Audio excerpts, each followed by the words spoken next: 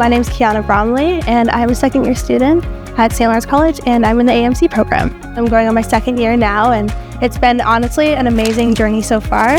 I have worked on campus for a little over a year now. I've worked with real clients, and it's just been a big last year and a half of growth for me.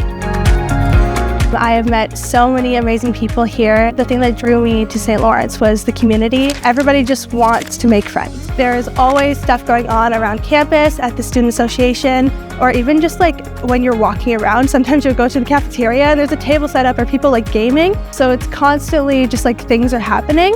Coming here and just having like that instant sense of community was very helpful to me.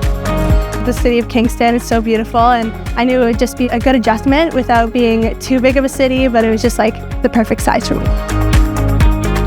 If you're looking for a school with a sense of community, with great opportunities, and that have professors that want you to go far, SLC is a great place for you to apply.